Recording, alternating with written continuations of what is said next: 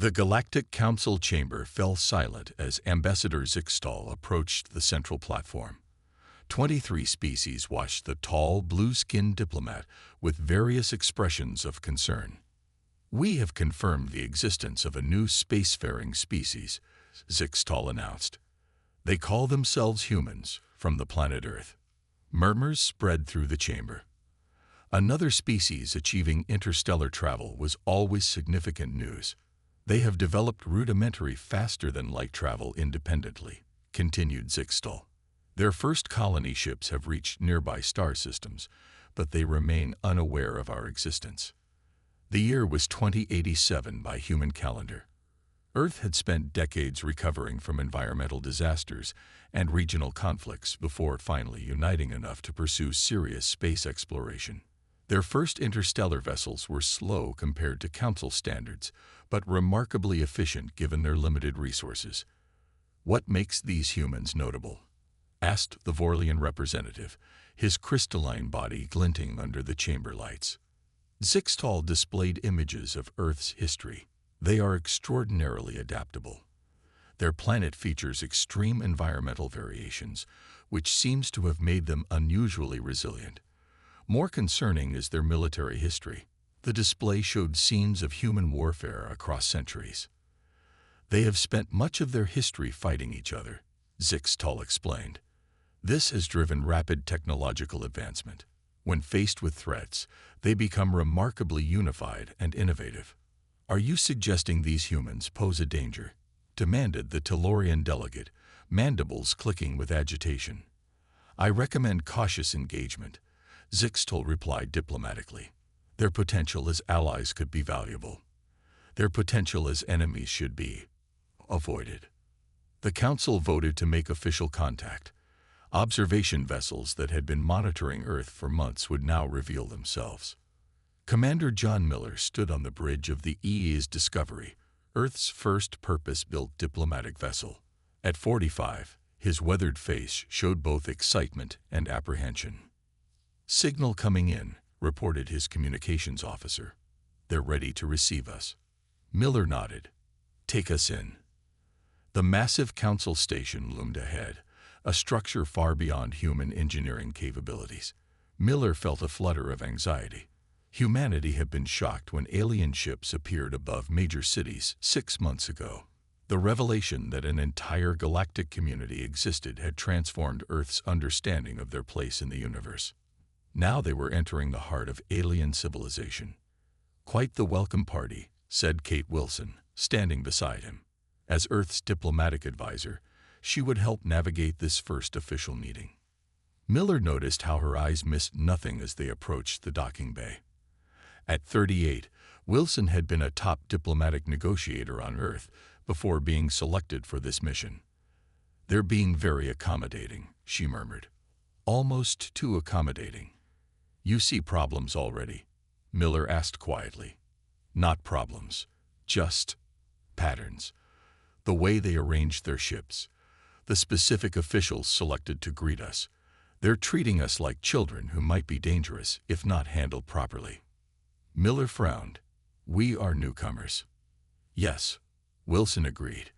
"But newcomers can be treated as equals with potential. That's not what I'm sensing." As they prepared to disembark, Wilson studied the alien delegation waiting to receive them. Their body language, even among the non-humanoid species, suggested caution rather than welcome. "Be careful what you agree to, Commander," she whispered. "I believe they've already made decisions about humanity's place in their order."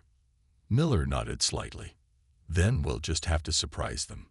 The airlock opened, and humanity took its first step into galactic politics, a step that would eventually lead to consequences no one aboard could possibly imagine. 3 years after first contact, Earth had established trade agreements with 7 Council species. Human adaptability proved valuable in the galactic marketplace.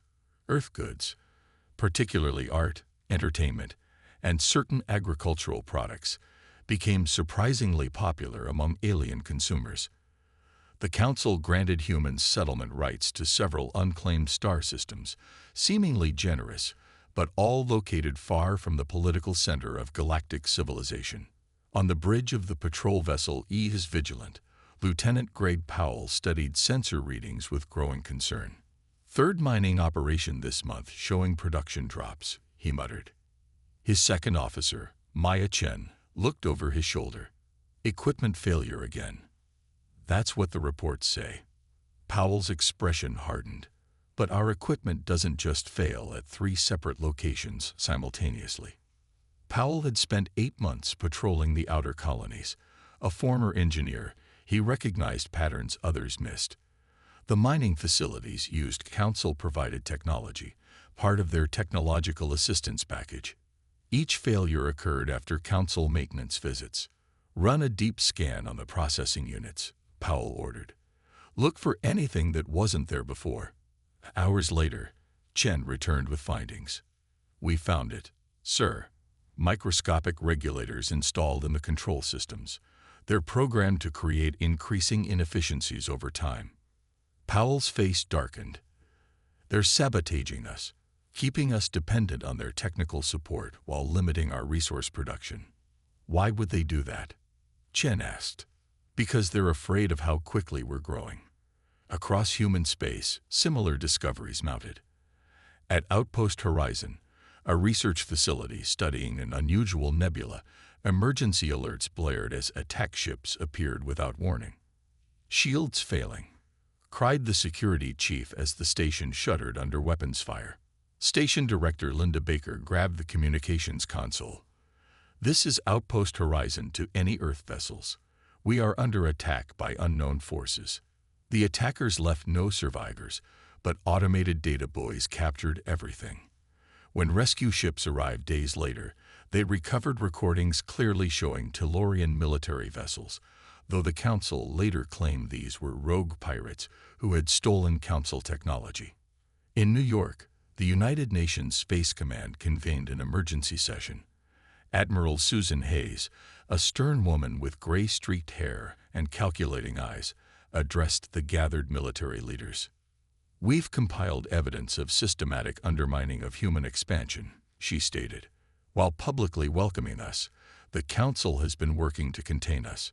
She displayed star charts showing recent Council declarations. They've designated these sectors off-limits for ecological preservation. Note how they surround our colony worlds, effectively boxing us in. General Paul Jackson shook his head. Why?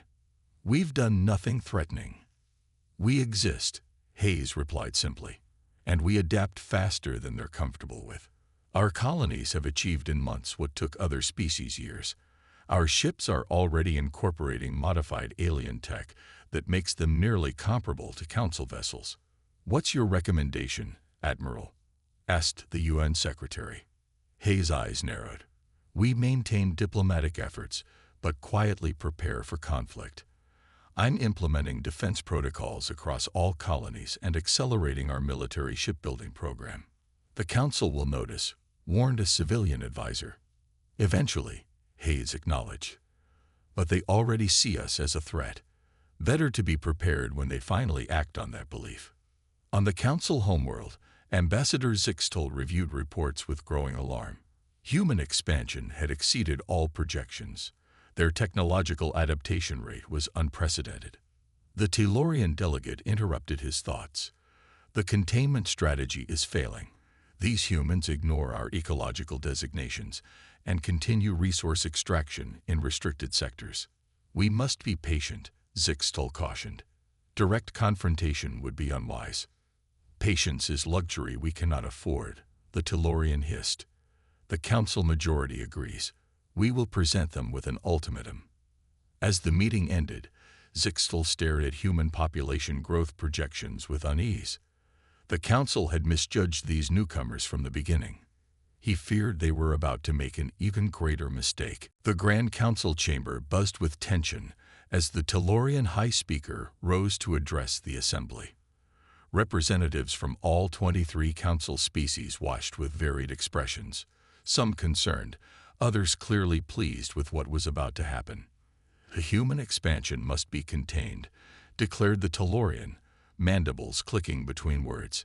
Their colonies on Proxima Delta, Ta City II, and New Eden violate Council ecological directives. They must withdraw immediately. Alan Clark, Earth's representative, maintained a calm expression despite the sudden ultimatum. At 52, the veteran diplomat had expected this moment, though perhaps not so soon.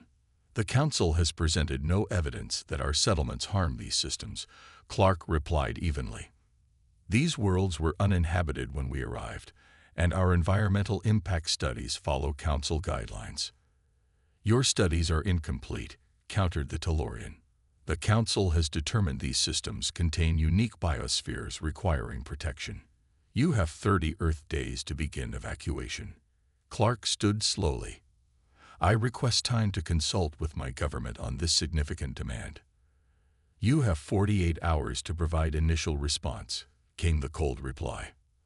As the chamber emptied, the Archean representative, one of the few council members generally friendly to humans, whispered to Clark, "This decision was made before the session.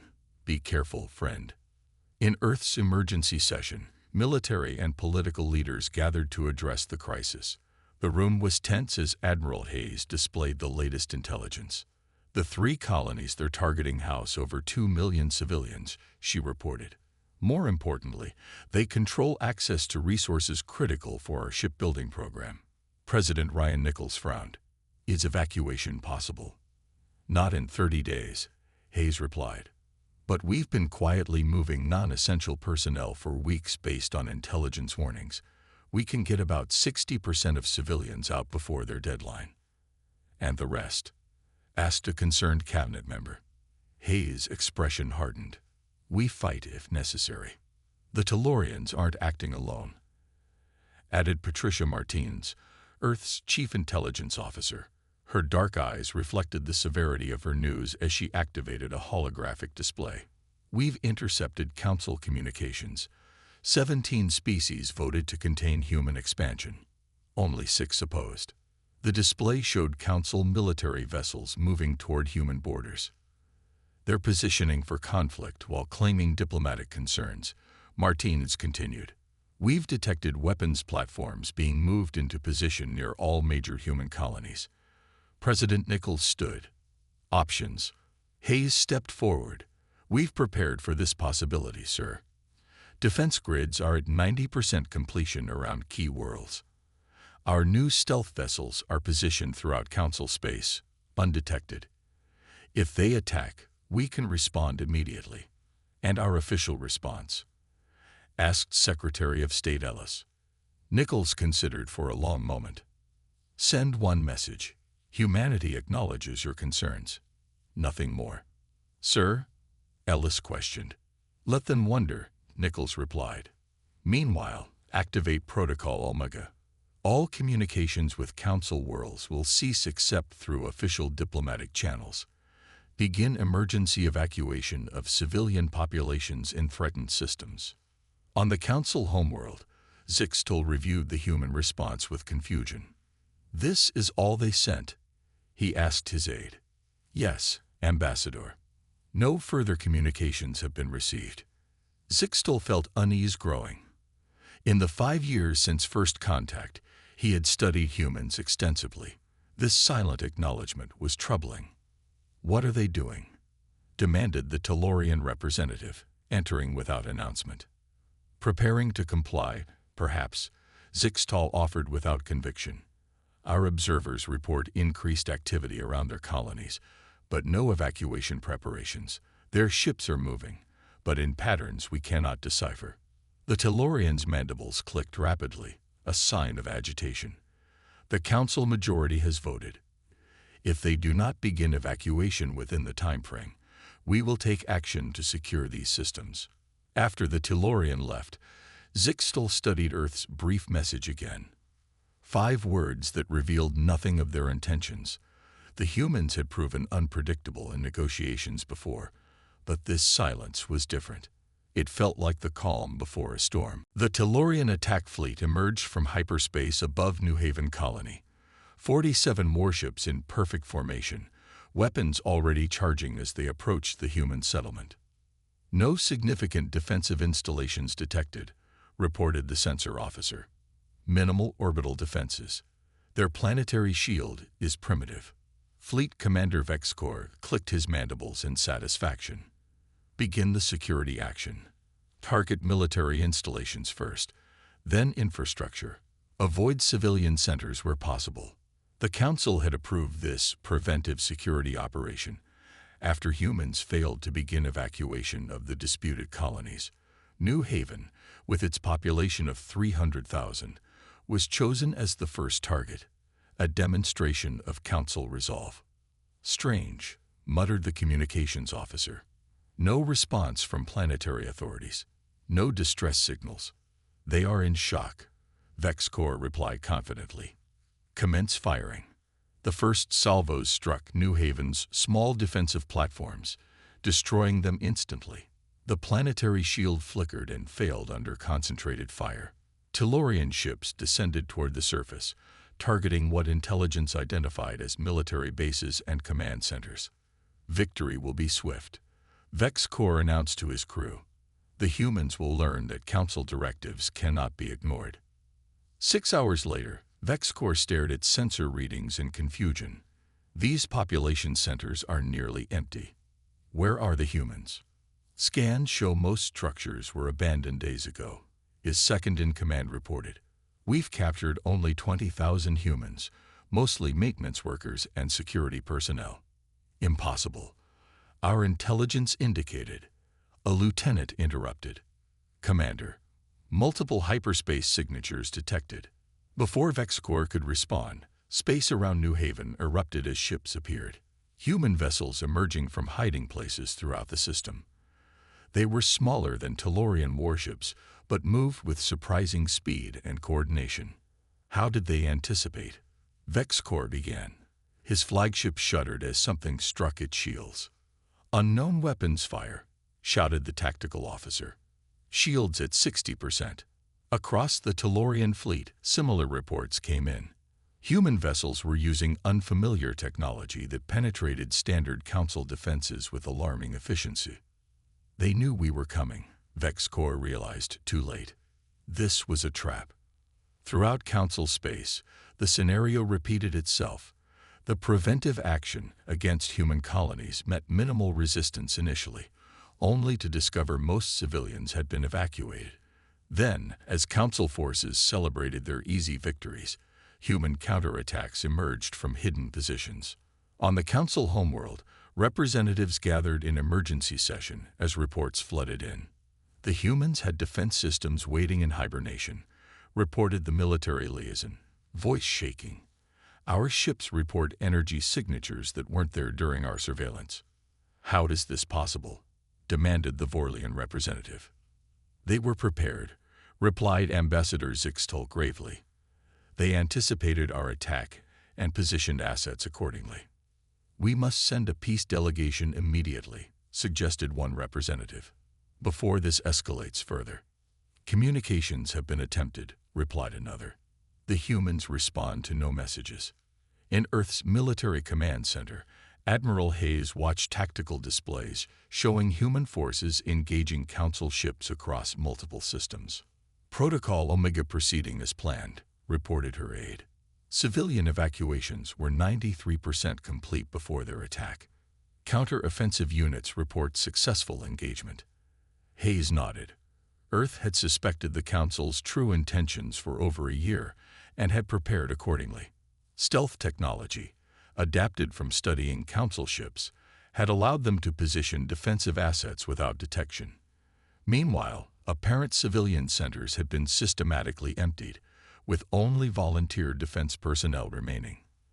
The Council is broadcasting continuous requests for communication, said the communications officer.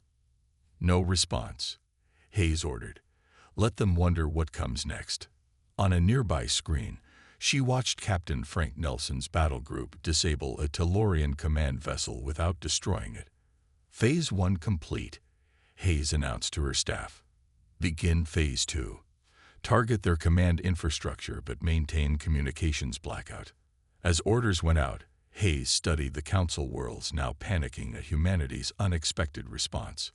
They had assumed humans would either comply with their demands or mount a predictable, easily crushed resistance.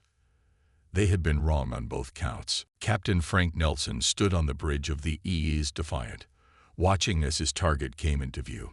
The massive Tellurian command center orbited their homeworld like a metal moon, previously thought impenetrable. "All ships in position," reported his tactical officer. "New shield frequencies uploaded." Nelson nodded. At 39, he had spent his entire military career preparing for conflict.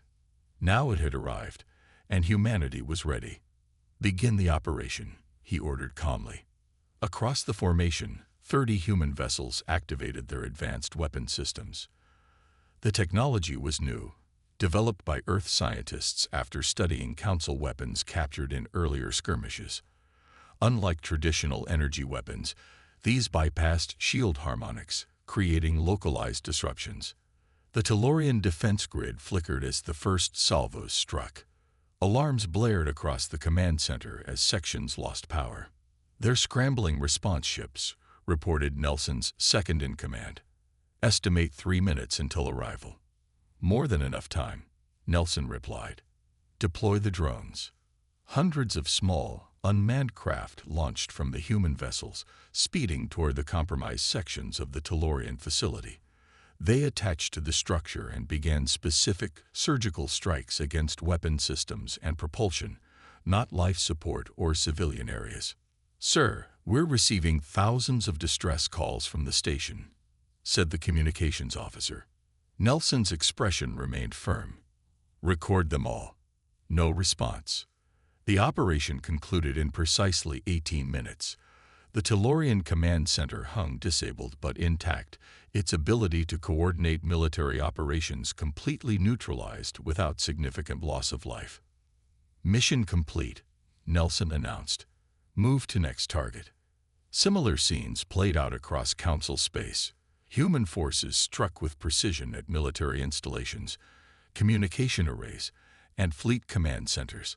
Unlike the brutal tactics Council strategists expected, the humans avoided mass casualties while systematically dismantling the Council's ability to wage war. On the Council homeworld, panic spread as reports arrived from dozens of systems. Emergency sessions convened as representatives desperately sought solutions. "We must negotiate," insisted the Arxian delegate. "The humans are showing restraint despite our aggression. They could have destroyed our colonies but chose targeted strikes instead." "They are not responding to any communication attempts," responded another representative. "Our delegation vessels are being turned back at their blockades." Ambassador Zixtel spoke gravely. "We gravely misjudged them. While we observed their visible military, they were developing technologies in secret. While we debated containing them, they were preparing countermeasures." The Tellurian representative hissed in frustration. "Send more ships. We still outnumber them." "Our ships cannot penetrate their defensive systems," replied the military advisor. "Something is neutralizing our weapons. Early reports suggest the work of their military scientist, Laura Garcia." In a secure research facility on Mars, Dr. Laura Garcia monitored incoming data with satisfaction. Her team had worked for years developing countermeasures against Council technology after early intelligence suggested possible conflict. "Field tests confirm 94% effectiveness," reported her assistant. "The frequency disruptors are preventing Council weapons from maintaining target locks." Garcia nodded. "And our casualties?" "Minimal. 12 dead, 47 wounded across all engagement zones." Garcia closed her eyes briefly in silent acknowledgement of the lost lives before returning to her screens. Her technology was working better than expected, keeping Earth's forces safe as they systematically dismantled the Council's military infrastructure. "Admiral Hayes is requesting updates on the Phase 3 technologies," her assistant added. "Tell her we're ahead of schedule," Garcia replied. "The defensive network will be ready in 48 hours. Outside the research facility, the Martian sky was filled with ships being fitted with Garcia's innovations. Earth had hoped for peaceful cooperation with the galactic community, but had planned for conflict from the beginning, developing technologies in secret while appearing to accept Council limitations. The Council had believed themselves to be guiding a young, naive species. Instead, they had provoked a sophisticated adversary who had studied them carefully while revealing very little about their true capabilities. The Vorlian evacuation ships filled the skies above their colony world. Families rushed to boarding areas, carrying only essential belongings as they abandoned homes and businesses. Similar scenes played out across a dozen border worlds as Council species fled in anticipation of human revenge attacks. But those attacks never came. Human forces established defensive perimeters around captured military installations and strategic points, then stopped advancing. They created buffer zones around disputed territories, but made no move toward civilian populations. This unexpected restraint created even more panic among Council leaders. "What are they waiting for?" demanded the Tellurian representative during an emergency session. His normally immaculate appearance was disheveled from days without rest. "Why don't they press their advantage?" Ambassador Zixtal studied the latest tactical reports. "Their forces have secured every military target within 3 sectors. They've neutralized our ability to threaten their colonies but show no interest in occupying our worlds." "Perhaps they're regrouping for a larger offensive," suggested another delegate nervously. "Or perhaps," Zixtal countered, "they only wanted security, not conquest." The Council chamber fell silent as this possibility sank in. "We must establish communication," the Arxian representative finally said. "Send another peace delegation. Offer whatever terms they desire." 3 days later, a Council diplomatic vessel approached the human blockade around New Haven. Ambassador Orcs, specially selected for his negotiation skills, broadcast continuous peace requests as they neared human ships. "This is Ambassador Orcs representing the Galactic Council. We request dialogue on ceasefire terms. We acknowledge human grievances and seek peaceful resolution." The message repeated for hours without response. Human vessels maintained position, weapons ready but not targeting the diplomatic ship. "They're scanning us," reported the pilot. Morix nodded desperately. "Continue broadcasting.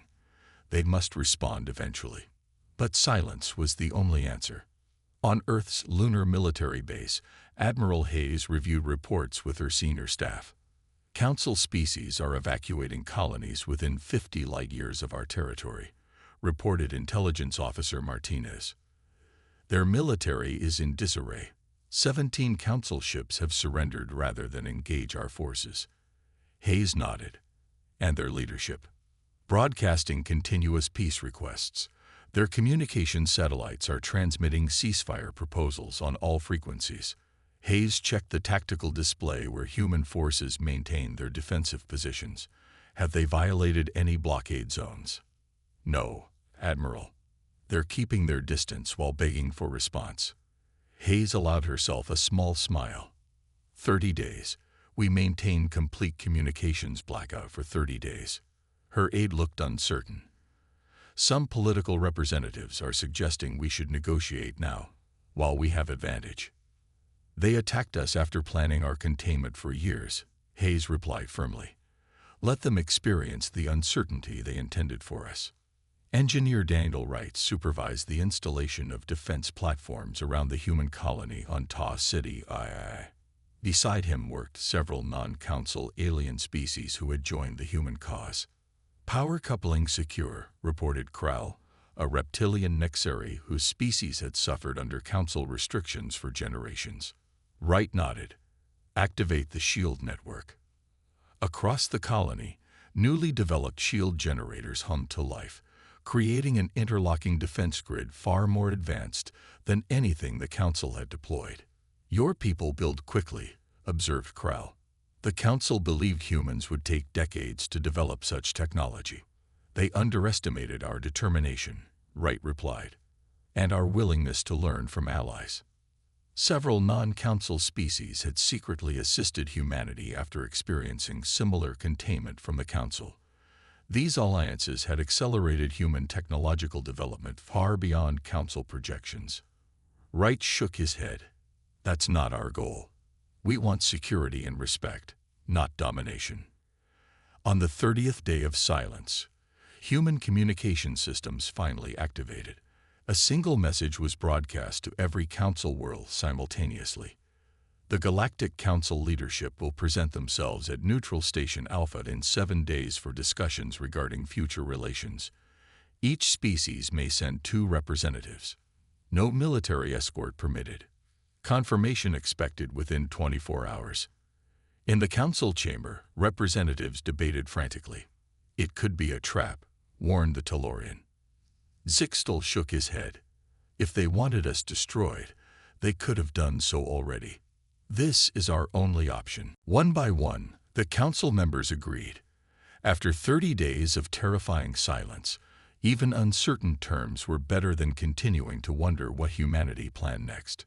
Neutral Station Alpha had once been a trading post operated by multiple species. Now it was under human control, its corridors patrolled by silent guards in Earth military uniforms. Council representatives arrived one by one, escorted to a large conference chamber where they waited anxiously. Ambassador Zixtal noted the absence of weapons but the presence of advanced scanning systems. The humans were taking no chances. After 37 days of conflict and silence, no one knew what to expect. When the human delegation finally entered, it was smaller than anticipated, just 3 people. Leading them was Olivia Bennett, a woman in her early 50s with silver-streaked dark hair and penetrating eyes. As Earth's foremost diplomatic negotiator, she had been chosen to speak for humanity. The room fell silent as she approached the center table. For 37 days, you have begged for communication, Bennett began, her voice calm but firm. Today, humanity answers. The tension was palpable as Council representatives shifted nervously. We wanted peace, Bennett continued. You chose otherwise. At her signal, display screens activated around the chamber. They showed detailed evidence of Council plans dating back to first contact, surveillance reports, military assessments, and secret votes on containing the human problem. From our first meeting, you saw us not as potential allies but as threats to be managed, Bennett stated. You sabotaged our mining operations. You attacked our research outposts. You declared our colonies illegal on false environmental pretexts. The Tellurian representative started to object, but Bennett raised her hand. Say your denials. We have recordings from your own Council chambers. Another screen activated, showing the Tellurian leader discussing plans to restrict human expansion, by whatever means necessary, months before the ultimatum was delivered.